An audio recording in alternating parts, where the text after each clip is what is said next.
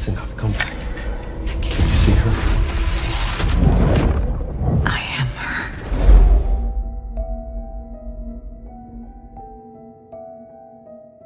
दुनिया में कई सारे ऐसे लोग हैं जो काले जादू में विश्वास नहीं करते, लेकिन कब तक? जब तक उन लोगों के साथ ये चीजें ना हो। इंडिया में हर एक कोने में आप लोगों को काले जादू के रिलेटेड बहुत सारे किस्से सुनने को मिलेंगे। एक ऐसा ही भयानक सा किस्सा मैं आप लोगों के साथ शेयर करना चाहूंगा। ये स्टोरी है उत्तर प्रदेश के जौनपुर की। मेरी आपसे एक ही रिक्वेस्ट है कि आप इस वीडियो को और इस स्टोरी को पूरा एंड तक जरूर देखना, क्योंकि क्या पता कल आपके साथ भी ऐसा हो जाए। और एक बात, अगर आप लोगों को हॉरर मिस्टीरियस वीडियोस देखना पसंद है तो हमारे चैनल को सब्सक्राइब कर दीजिए। तो चलिए स्टार्ट करते हैं आज की ये भयानक सी स्टोरी को।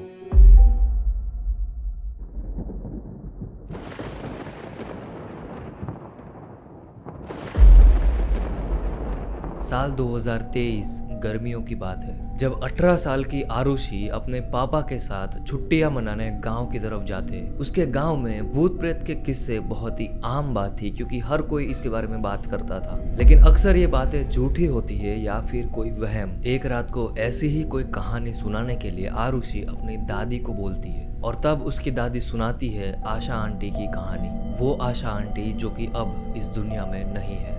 आशा जी और आरुषि की दादी दोनों बहुत ही अच्छे से एक दूसरे को जानते थे।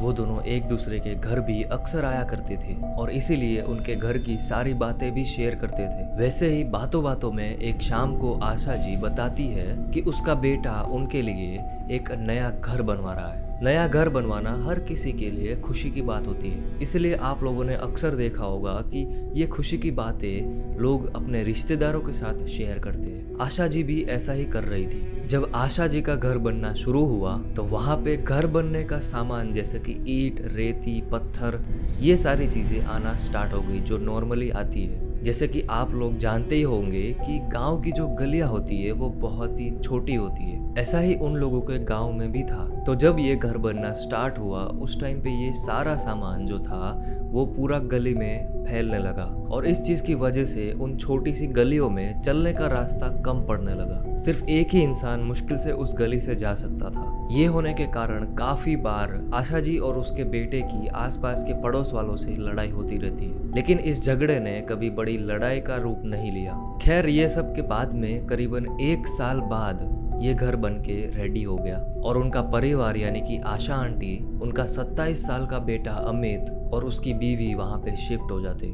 आशा जी अब बहुत ही खुश रहने लगी, जैसे कि उन्हें दुनिया की सारी खुशी मिल गई। लेकिन फिर उनके परिवार की जिंदगी इस तरह से तबाह हुई जिसकी कल्पना आप और मैं अपने बहुत ही बुरे सपने में भी नहीं कर सकते। जब आशा जी अपनी छत पे सुखाए कपड़ों को वापस नीचे लेके आ रही थी, उस टाइम पे वो अचानक से ही सीढ़ियों से नीचे गिर जाती है। उनका बेटा उसे तुरंत ही उठाने की कोशिश करता है। वो बहुत ही ज्यादा डर जाता है ये देख के कि आशा जी की जो आंखें थी वो बिल्कुल ही वाइट हो गई थी और दोनों के दोनों हाथ पीछे की तरफ अकड़ गए थे। ये देखकर अमित बहुत ही ज्यादा डर जाता है और फटाफट से डॉक्टर के पास लेके जाता है। डॉक्टर के पास जाते वक्त अमित को सिर्फ एक ही चीज का डर था कि उसकी माँ पैरालाइज तो नहीं हो गई। लेकिन अफसोस कि डॉक्टर के चेकअप के बाद में ये साबित हुआ कि आशा जी पैरालाइज हो गई। डॉक्टर्स ने ये बताया कि शायद आशा जी अब कभी भी चल नहीं पाएगी। बहुत ही डरा देने वाली बात ये है कि आशा जी इतनी ऊपर से नीचे गिरी, लेकिन उसकी पूरी बॉडी में कहीं पे भी चोट का एक निशान भी नहीं था। और यहाँ तक कि डॉक्टर्स के MRI रिपोर्ट्स और एक्सरेस में भी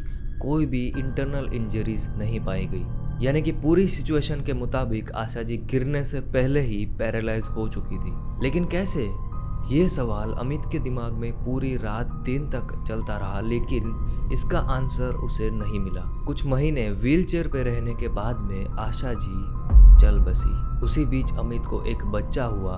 आशा जी को उसकी शक्ल देखने का मौका भी नहीं मिला। इन सारी चीज़ों की वजह से अमित टूट गया था और डिप्रेशन में चला गया था, लेकिन वो अपनी बीवी और अपने बच्चे के साथ में एक नई शुरुआत करना चाहता था। लेकिन अमित की मुश्किलें यहाँ पे ख़त्म नहीं हुई। उसके साथ एक के बाद एक बहुत ही अजीब सी चीज़ें होने लगी। एक रात को जब वो पानी पीने के लिए रात के 3 बजे उठा तो उसने एक चीज़ महसूस की उसके पीछे से। उसे ऐसा लग रहा था कि उसके पीछे कोई है।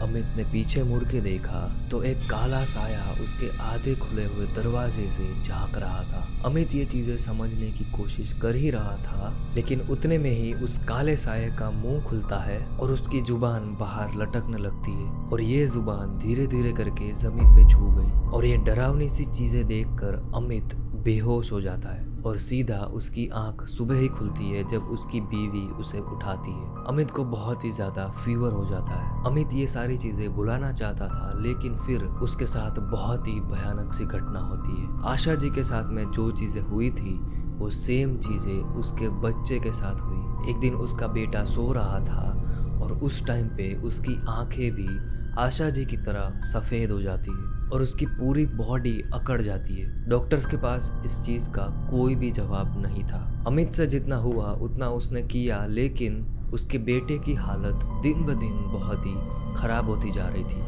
जब इस इंसिडेंट्स के बारे में गांव के सभी लोगों को पता चला तो पूरे गांव में ये चीज एक चर्चा का विषय बना। ऐसे ही एक दिन आरुषि के दादाजी चाय की टफरी पे बैठे हुए थे और लोगों से बातें कर रहे थे। उस टाइम पे वहां पे बैठे एक आदमी ने ये बताया कि उसके बाजू के गांव में एक घर बनाने वाले कॉन्ट्रैक्टर को उसके मालिक ने बहुत ही मारा और वो वही कॉन्ट्रैक्टर था जिसने आशा जी के घर को भी बनाया था। आरुषि के दादाजी ने जब इस चीज पे बहुत ही गहराई से छानबीन करी तो उसे पता चला कि यह कॉन्ट्रैक्टर को इसलिए मारा था क्योंकि उसने ब्लैक मैजिक किया था। ये सारी बातें दादाजी ने अमित को बताई। जब अमित ने उस कॉन्ट्रैक्टर को पकड़ के बहुत ही डराया धमकाया और मारा, तब उस टाइम पे उसने सारी चीजें बता दी। उसने ये बताया कि जब ये घर बन रहा था उस टाइम पे उसने एक वुडू डॉल को उस घर के नीचे दफना दिया, लेकिन ये सब उसकी खुद की मर्जी से नहीं बल्कि किसी और के कहने पे और पैसे की लालच में किया था। और ये चीज जिसने भी करवाई वो और कोई नहीं बल्कि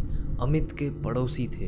अमित ये सारे अंधविश्वास पे बिल्कुल भी भरोसा नहीं करता था, लेकिन अब बात आ चुकी थी उसके बेटे पर। अमित ने इस बार एक पंडित की हेल्प लेने की सोची। जब वो पंडित उसके घर में आए, जैसे ही उसने एंट्री करी उसे बहुत ही नेगेटिव चीजें फील होने लगी और उसे ये भी एहसास हुआ कि उसके घर के नीचे कोई ब्लैक मैजिक वाली चीज दफनाई गई है। जल्द ही अमित के घर पे पंडित के कहने पर एक पूजा रखवाई गई। पूजा के दौरान उस पंडित ने एक लाल कपड़े के अंदर बांध के कुछ सामान को उसके घर के नीचे गाड़ दिया, उसी जगह के आसपास दफनाया जहां पे वो वुडू डॉल को दफनाया गया था। और उन्होंने अमित को ये कहा कि जब तक ये सामान उसके घर के अंदर रहेगा तब तक उसे कुछ भी नहीं होगा और सारी नेगेटिव एनर्जी को वो एब्जॉर्व करता रहेगा। करीब 1 महीने के अंदर उसका बेटा पूरी तरीके से ठीक हो जाता है और उस दिन से लेके आज तक उनके परिवार के साथ